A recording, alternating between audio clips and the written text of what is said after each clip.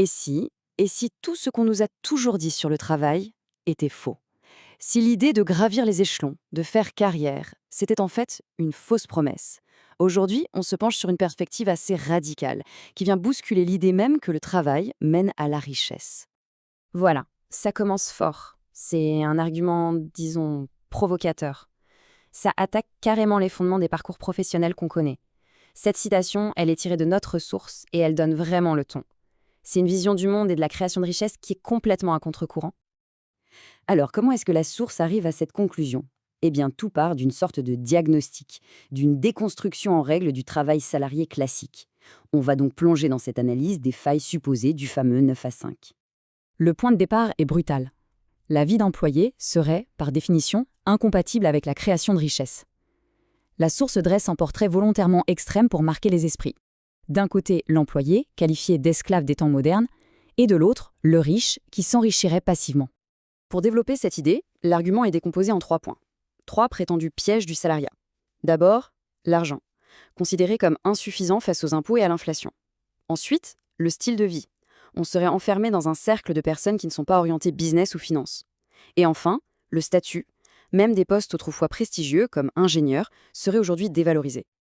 Ouf, c'est direct, hein. Cette phrase, elle résume vraiment bien le rejet total du modèle de carrière à long terme. L'idée de travailler dur pendant des décennies n'est pas vue comme un succès, mais comme un immense gâchis. Bon, d'accord. Si le travail est présenté comme le problème, alors quelle est la solution? Après avoir tout démoli, la source propose une alternative, un tout nouveau modèle. Voyons un peu en quoi consiste ce nouveau paradigme. Au cœur de cette solution, on trouve un concept clé, le positionnement du capital.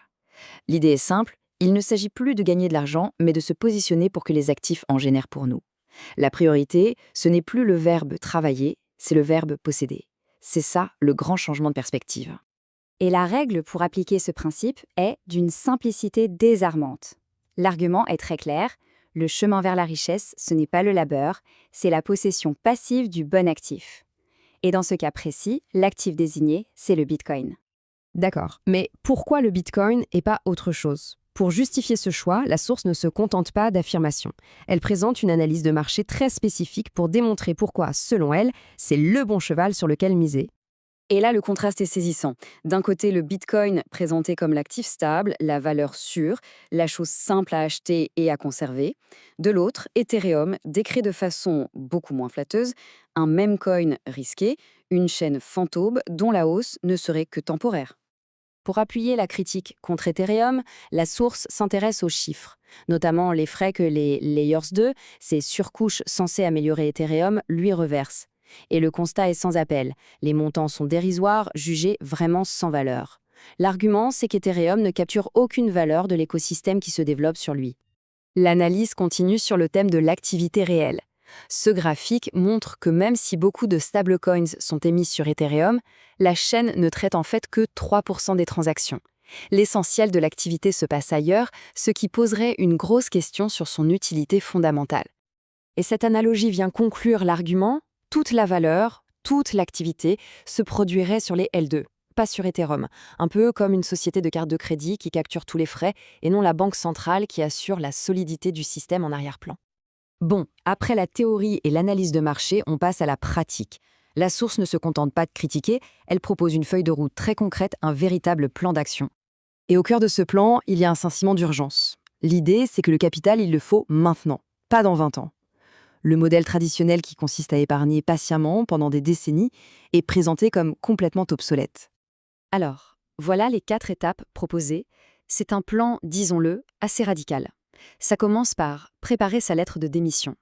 Ensuite, utiliser des outils comme une carte crypto pour vivre de ses actifs. Puis, étape cruciale, obtenir un prêt sur marge pour démultiplier son capital. Le but de tout ça, avoir un maximum de capital à investir tout de suite. Et pour boucler la boucle, on revient au point de départ avec cette phrase lapidaire qui sert de conclusion finale et sans ambiguïté. C'est un rejet total de l'emploi traditionnel comme moyen de s'enrichir. L'analyse se termine sur une question, un exercice mental pour faire réfléchir. Au fond, de quel montant de capital dispose-t-on vraiment? L'idée, ce n'est pas de penser à ses revenus, mais au capital qu'on peut mobiliser, y compris via l'emprunt. Une dernière idée pour interroger notre propre rapport à la finance et à la richesse.